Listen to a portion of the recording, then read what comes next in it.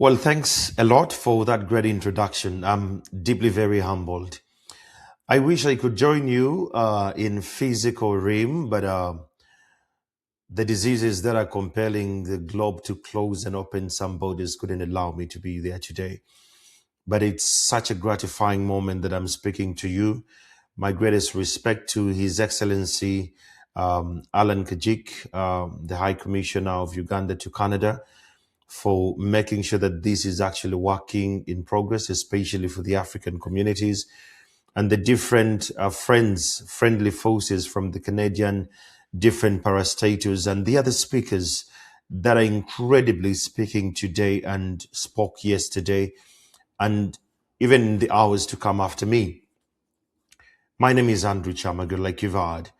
I've taken a lot of time to study and to understand human behavior, especially for the Africans or the immigrants in the different scopes of life. And today I want to speak to you about healing communities before treating the addiction. Let's face it, global mental well-being and substance misuse, it's not just a conference, but we're reflecting from a very broader perspective. Allow me to begin with something that may sound very controversial.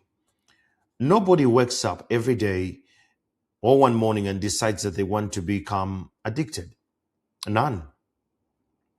Nobody dreams of losing their family. Nobody imagines becoming dependent on alcohol, opioids, or meta, the way you guys call it, and the millennials, they call it metamorphothine, or gambling. And nobody aspires to destroy their health. I doubt there is. Let's just take a moment, ask your neighbor, would you do that? Yes, ask your neighbor, would you do that? See, that laughter they have given you and that chuckle they have made is a clear manifestation of the conversation we're having today. People don't fall in love with addiction. They fall in love with relief. Relief from pain, relief from loneliness, the relief from trauma, the relief from silence. And until we become, as a committed committee or community, to treating pain as we are treating addiction, we will continue winning battles while losing the bigger war. And as a behavioral expert, I've come to understand that it's until when we shift our minds from the behavior, but we get to the core of why it's actually happening, that things can change. Today, I want to invite you to shift the question. Note, why are people using substances? We change that question to, what kind of community makes substances feel like the safest place to hide? And every one of us is using a substance, either in private or in public. Every one of us is addicted to something you've struggled to fight with. Today, we are speaking about substance misuse and mental well-being. In this room, there are people struggling with masturbation. And you're married, but you're struggling with it. It's an addiction. You are misusing the energy and the strength God has given you in particular fronts for your own satisfaction. A few years ago, I met a man who seemed to have everything in check. He had a respectable job. People admired him. I equally admired him.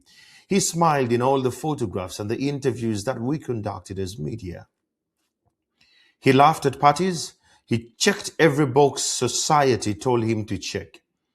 Yet every evening, this guy drank until he could no longer feel. Not because he loved alcohol, no. Not because alcohol had become the only place where his anxiety stopped talking. Later, I met another man in my life of, doing this work of clinical psychology. I met another man. He never used drugs. He never touched alcohol. Yet every day he escaped into work. His addiction was productivity. Someone else escaped into gambling, another into pornography, another one in this room. There is someone addicted to shopping. Shopping. Crazy as it sounds. And there is another one addicted to social media, that they will have their TV on, they'll have their iPad on, the laptop is playing something, and they're equal on their phone scrolling. Different substances, different behaviors to the same human need, escape. And this brings me to a conversation that all this has taught us something very profound. Addiction is rarely about what people are consuming, but about what they're trying to stop feeling. The World Health Organization estimates that hundreds of millions of people globally live with mental health conditions. Now, Canada continues to experience one of the most significant substance use crises in its history. Maybe you've not taken time to read the data, but the presenters here will actually avail, I'm sure by the end of this conference, they will avail that data. With opioid related harms affecting families in every province or territory, and across Africa, alcohol, misuse, the rising drug abuse by the youth, the family members, and the untreated mental health conditions are becoming increasingly important public health concerns, and particularly among the young people. Yet, the very statistics only tell us how many people are suffering. They don't tell us why. Because behind every number, there is a daughter, a father, a veteran, a mother, a university student, a health worker, a refugee, a human being. And everyone in this room, I want to ask you a question. Do you know what your partner is going through mentally? Have you taken time to ask them what they think about their mental framework? When was the last time you, the workaholic, when was the last time did you take a moment to pause and think about your mental state? See, when we meet Africans and other migrants across the globe, we think we are the same. There's some black Africans who are very bitter. The first time I was in Europe, I felt like every black person has to be happy just like me, because I went through the border post and they stamped welcome to Canada, welcome to Belgium, welcome to the US, welcome to the United Kingdoms. No. Some lost their families on sea crossing to where you are today. Some lost relatives and they cannot travel back home to bury them because their papers don't speak with multiple entry language. And some of our children, they will never understand why you actually left home to come to Canada where you are today. Communities shape behaviors. They also have, in many traditional African societies, healing was communal. Children belonged to a village. Elders knew everyone's story. Grief had rituals. Celebrations had rituals. Conflicts had rituals. Migration changed that. Many Africans who are in Canada where you are and where I'm best today in Australia to speak to you, they now call Canada home because they've achieved extraordinary things. But success often comes with separation. Parents remained on one continent and children grew up on another continent. Many migrants carry invisible burdens, the pressure to succeed. There is someone in this conference today with a pressure to succeed. But even when you ask them, what are your parameters of success, they don't understand it. There are those who escaped home. You see, there are two kinds of migrants you meet, and a very interesting outlook of life. The one who left Uganda or Canada or Caucasian or the Balkans or whichever, Zambia, Malawi, Nigeria, to come to another country. Their means of living and their why as to why they chose to come to that country speaks of how they live. Even in this room, there is someone who is actually worried that they have missed a shift, and that is money gone. But when you ask them, what are your parameters of success? They don't have it. They just want to be successful. The pressure to send money home. the pressure to never admit that they are struggling. Someone in this room today, you've failed to accept that you are struggling, either mentally, not financially, or emotionally, you're struggling.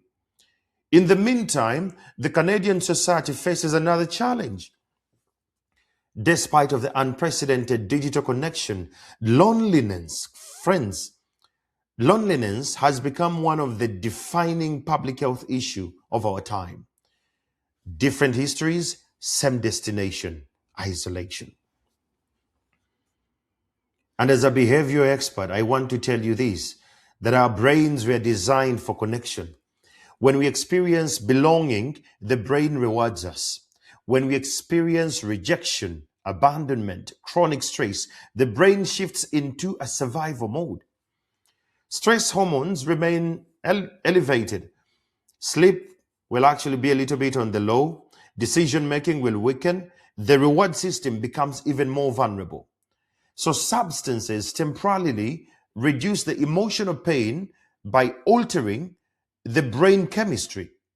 For a brief moment, they will provide relief, no doubt. The brain remembers relief. It seeks it again. And over time, what began as a coping becomes a dependency.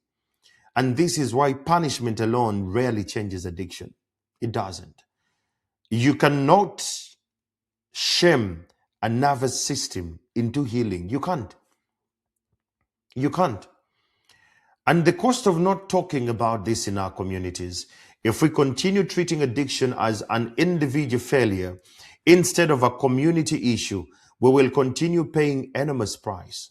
And I'll paint for you the picture, how that looks. It's a family fracture. Children will inherit trauma they never caused. The health systems will become overwhelmed. The justice system will become overcrowded. Employers will lose productivity. Communities will lose trust. And perhaps the greatest loss, and it's my biggest fear, is that we lose human potential. Because somewhere inside every person living with addiction is still a child who once imagined a different future, a husband who imagined a stable family, a wife who imagined a strong family and a merry retirement. Now, the African and the diasporians who live in different countries, especially Canada, success has become the language of survival. We celebrate degrees. Oh, I'm done with another degree and another degree. We celebrate promotions. We celebrate home ownership. Finally, I have my own house. I have paid off my mortgage. But often we struggle to celebrate vulnerability. Many young people grow up between cultures, African at home, Canadian on the outside. We're expected to carry both identities at the same time. And sometimes neither of the two feels complete. It's a mistaken identity. When conversations about mental health are replaced by silence, stigma fills the space. Healing begins when families become emotionally safe places, not perfect places, not safe places. Communities where asking for help is seen as wisdom rather than weakness to ask for help. I want to finalize with this analogy of a river. I want you to imagine a river. One day you notice people drowning downstream. So you become very good at rescue. You train lifeguards, you build hospitals, you develop better emergency medicine. All of these are very important. But after rescuing thousands of people, one question remains. Who keeps pushing people into the river upstream? That's the question. Because you're saving them on the downstream. Addiction treatment rescues people on the downstream. Community healing walks upstream. It asks questions that are very uncomfortable. What happened? Who was left behind? Where did belonging disappear? Where did hope become so scarce that escape became the alternative and very attractive? I want to give you these 5 calls to action. If we truly want healthier communities, we must become great at belonging. First, let's make mental health conversations ordinary. And second, Let's strengthen families before crises occur. Before you jump for the next shift and the next shift and the next shift, take a pause. Ask your family, how are we feeling today? How are we doing today? Take a moment and ask your wife, how does work feel? Take a moment and ask your children, how does it feel being a child in this home? How does it feel being an employee at this company? And thirdly, let's create schools that teach emotional literacy alongside academic excellence. Emotional literacy is not among us. We hide so much. And the fourth, I strongly believe we need to support culturally responsive care for the migrant communities. We need to understand, what does their culture speak about this? And how are we doing about this? And finally, we can be in position to measure the health of our communities, not simply by the GDP or employment, but by whether people feel connected, valued, and seen. I would like to leave you with this thought.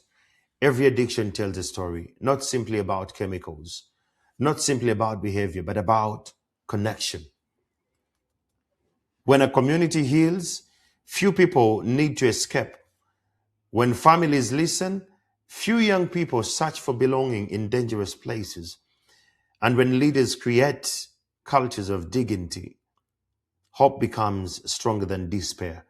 Perhaps our greatest responsibility is not merely to help people recover from addiction, but to build communities where fewer people need recovery in the first place. I want to thank you. And the opposite of addiction is not sobriety, it's belonging. Now, the insight from Janahari captures what science, clinical practice, and lived experience continue to affirm. Friends, may we leave this conference committed not only to treating addiction, but rebuilding the communities where healing begins. I am Andrew Kyamagero, and it's been such an honor that you've been patient with me through this entire conversation with you. As we leave this conference, I want to ask you a question, and I challenge you to ask the person next to you, how are you feeling today? And before you answer that question, be honest and respond with vulnerability. If you hold back, that's how your community feels. If you're genuine in your answer, then that speaks of how much support we need as a community. I thank you.